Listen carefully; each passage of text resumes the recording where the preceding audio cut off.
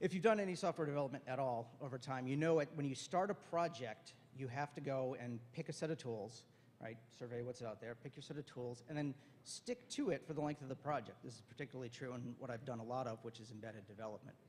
So you go out and you pick your tools, and then you start working with them. But time passes, and you look around, and we're all engineers. We look around, we see shiny objects. We're like, ooh, I want that. That's new. I want to try that out. And it's tough. So what I've seen happen a lot at groups where I work is a kind of mythology develops, right? So, at one point, one project, we started with C. And, we kind of wanted C++, but after a little testing, we realized at the current state of C++ at the time, we couldn't use it. Templates were, producing really, really large executables. Just wouldn't work for us. So we went with the C compiler. Over time, though, C++ got better and better. But what happened is, to justify it internally in the group, we came up with this mythology of, oh, you can't use C++ for embedded development, right? It just always produces huge things, and it's very slow, and you can't use it. So, and I've seen this in a lot of groups. And I started working at this one group at a large company that will remain nameless.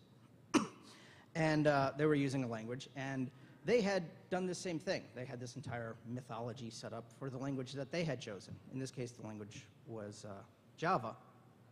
And so as I got in there, I'm a Python guy, so I'm not pushing them, guys, no, you should use Python. I just started asking questions about, why? Why are you using Java? What are the things you see? And what I ran into was, there were very good reasons that they had for using it, but those weren't the ones they were actually turning to. What they were turning to was kind of a mythology, right? And what it got down to was this: oh, syntax doesn't really matter. All languages are the same. It's all Turing complete in the end.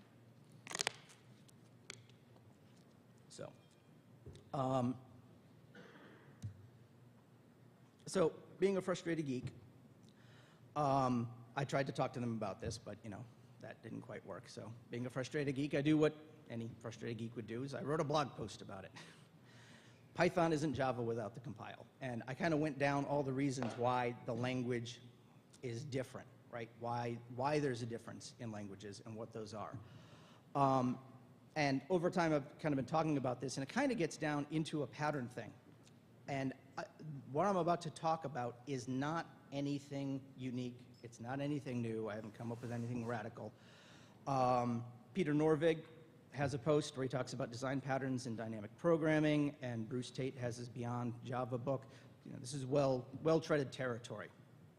So, and as I'm talking about this, realize I'm not talking about just Python. You can apply these things that I'm about to talk about. They help you organize your thoughts around, larger, more complex structures.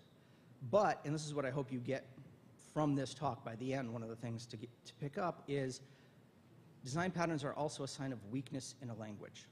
And I hope I can explain that clearly enough by the end of the talk. So, I've said there's a lack of design patterns in Python. That's the title of my talk. So that kind of sets up 4 things that I have to do in this talk. 1, I have to define what I mean by lack of patterns. 2, I have to demonstrate there's a lack of patterns. 3, I have to explain why that lack of patterns exists. And 4, I have to draw some useful conclusions, because if it's just a keen observation with nothing to learn from it, then I've wasted your time. So, hard numbers. I wanted something completely empirical to work on. And what I'm saying is, I'm not saying that Python programmers or the core developers or anybody is ignorant of Python, of design patterns in the Python community. What I'm saying is we talk about them less, right? And so if you look at comp.lang.python, and I did this analysis about a year ago. So at the time, there was a corpus of 100,000 emails there. That's a pretty good, statistically, hopefully significant amount of data to dig through. So I started going through that, searching. And this is what I came up with. So when I search through that corpus, this is what I get for numbers. The number of times factory method pattern was mentioned is 0. Abstract factory pattern is 0. Flyweight pattern 3 times. State pattern 10. strategy pattern 25, fly weight 36, visitor pattern 60. So those are good numbers, but we actually ought to have something to compare that to, right? Because, I mean, you could just pick anything, and, you know, maybe there's something else going on here. So pick some random words and see how those turned out. Dark matter. Dark matter is mentioned twice. The Pope. Now, I don't know if this is the Vatican Pope or Bruce Sterling, but 16 times. And finally,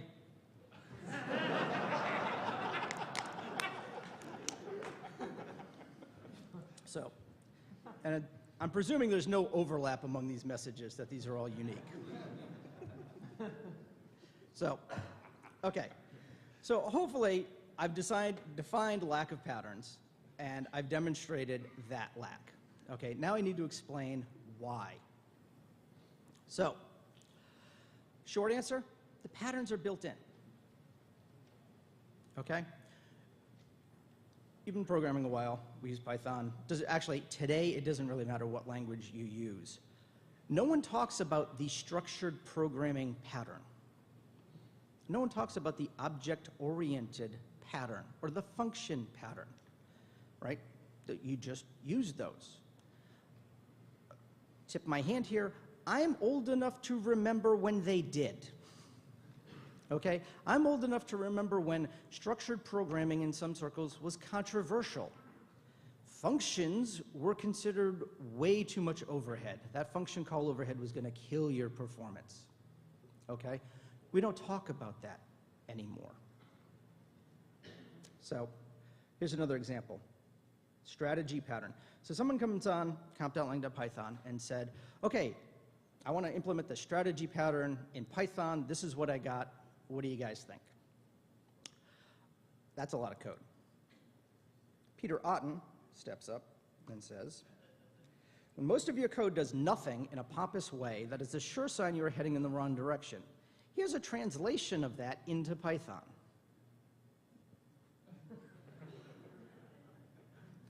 Right. Why does this work? Why does this work? Because strategy pattern. So here I go, you know, you have to excuse me, proof by Wikipedia. Wikipedia says of the strategy pattern, this pattern is invisible in languages with first-class functions. Right? You don't talk about it. So that leads to the question, what other language features are there and what patterns do they make invisible? Right? So let's look at some of the language features in Python. First-class functions, metaprogramming, iterators, closures. So first-class functions, if you actually go and look at Wikipedia, you see that there's a whole bunch of slightly different derivations of what first-class function is, and it seems like whoever defines it, the trick they want is they want it so that their language has first-class functions and C doesn't. I don't know why that is, but that seems to be the definition. Metaprogramming, this is just simply the idea that classes are first-class objects, and I can manipulate them. So here I've got class A, function F. I can, in code, replace the definition of F with G. Iterators, hopefully I don't have to go over this a whole lot. We have iterators. You can iterate over iterable things. And closures, right? So I can wrap up a method, and it carries its local environment around with it. And yes, I know Python does not have true closures. It has enough of a closure that it's useful. So I don't want to get into semantic arguments about what is the perfect closure. So again, proof by Wikipedia, you know, the iterator pattern, I think we have that covered, right? You define an object that implements the iterator protocol, and you use it as an iterator. You don't talk about the iterator pattern in Python. The observer pattern, sometimes known as publish subscribe, is a design pattern used in computer programming to observe the state of an object in a program. So what I can do, here's class A. I want to create an observer for whenever F is called, so I can wrap it. And I can do what I want. You know, here I'm just calling print called F. I could do logging. I could do whatever, right? Monitoring whenever F gets called. How does that work? It works because I have a closure. That's what wrap_f does. It uses a closure. And then I replace it on the fly. That's metaprogramming. Factory method pattern. Here's just the ability to create instances of objects on the fly based on a string. That's metaprogramming. I could throw my classes, which are first-class objects, into a map, pull them out based on a string. The abstract factory pattern is just a factory, so same thing there. And the strategy pattern goes away, first-class functions. So hopefully I've kind of given an indication. Hopefully I've done my job here on 1, 2, and 3. Defined what lack of patterns are, shown you, hopefully amusingly, that they're not talked about much, and now I've hopefully given you an explanation as to why. Now the next part, let's draw some useful conclusions from this. Like I said, if this is just a cute observation and we don't learn anything from it or we can't take anything away, then I've wasted your time. So one useful conclusion is look to features before patterns. If you're digging in and you're about to implement this pattern, look to the features of the language to make that simpler. You know, whoever wrote that initial strategy observer pattern, you know, didn't know about or didn't think of using first-class functions. Second one is, you can also see from that example, using the language features makes your code shorter. Obviously, the less code, the better. I want to twist it around, though, now, at this point, right? Because I was using this to shine a light on Java, right, with these folks that I was working with. And they're, by the way, they're very good-humored. They very much appreciated my blog post. We had lots of good conversations after that, so in no way jeopardized my employment.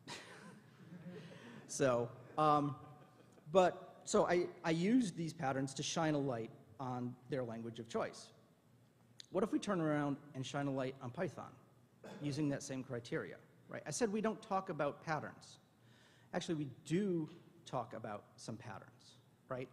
I was in the multi-processing talk yesterday, and please forgive me, I forget the speaker's name, but at one point he asked for a show of hands about how many people who had implemented thread pool, right? A lot of hands went up, like 1 in 5 hands went up. Thread pool is a pattern that we have to implement. Thread pool comes from this list of concurrency patterns, again, listed on Wikipedia. So, and there's a lot of concurrency patterns. Active object, balking, guarded, monitor object, thread pool, reactor. And you can go and look these up. But there's a lot of patterns related to concurrency. Hopefully at this point you're going, okay, well, there's patterns. We do talk about these. We do use those. Is that a weakness in the language? And if that's a weakness in the language, does that point to language features we should be talking about adding? By the way, this talk does not end with a pep, all right? I'm not asking for particular things to be implemented in Python, but what I do want is to, kickstart a conversation and hopefully throw some new ideas out there for people to look at and consider. So, channels. Channels come from Concurrent Sequential Processes by Tony Hoare. Wrote first an article and then a very large book on it, and very mathematically rigorous. It's an actual model for processes. It's an actual model for processes. I'm going to say that because in my opinion, people go, oh, well, we already have a multiprocessing model. It's threads. Threads is not a model, all right? Threads is the absence of model. Threads is, right, it's oh, what should we do? Should we do this?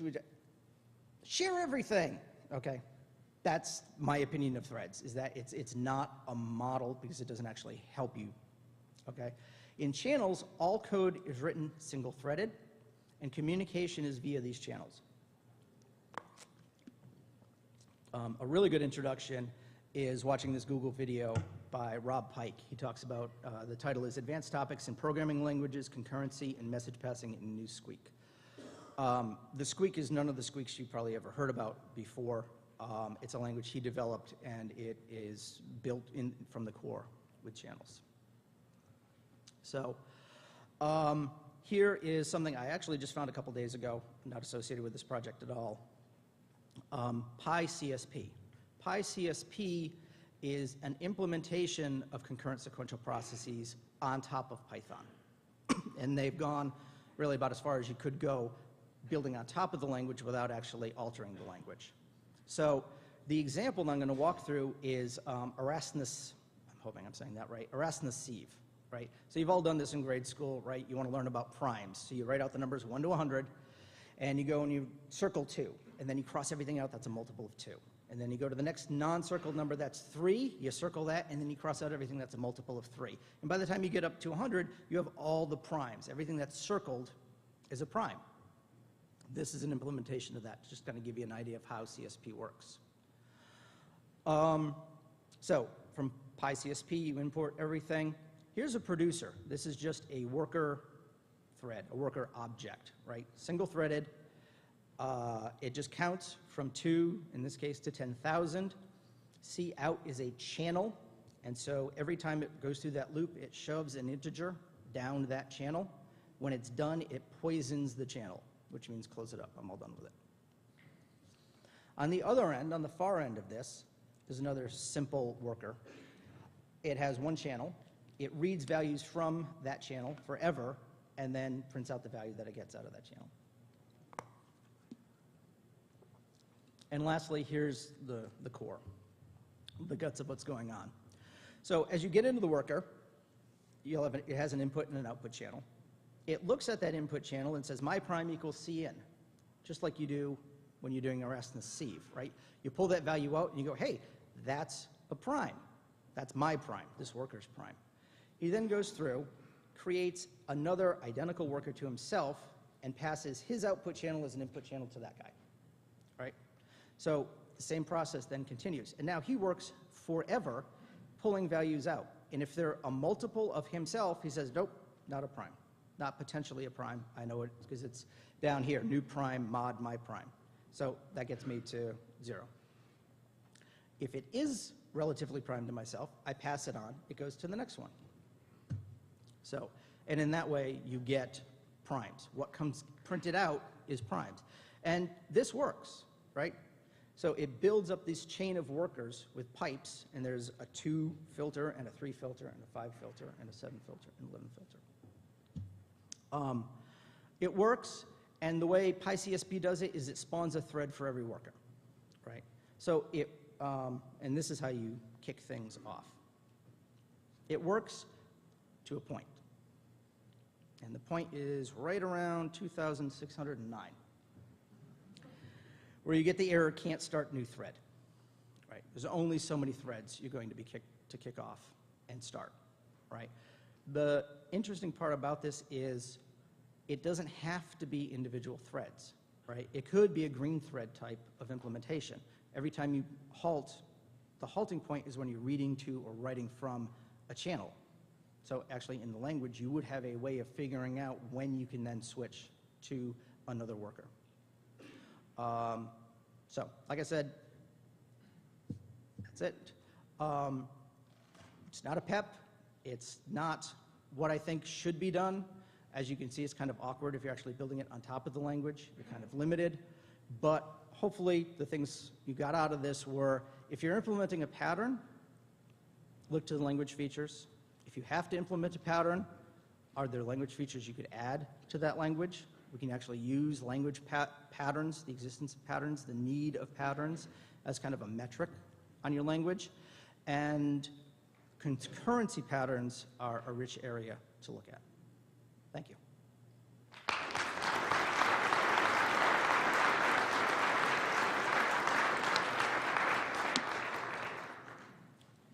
Any questions?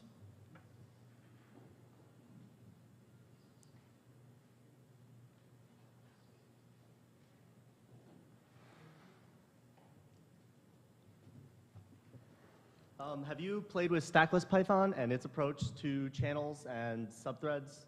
No, And I have not. okay, if you're interested, it's a very similar approach. Okay.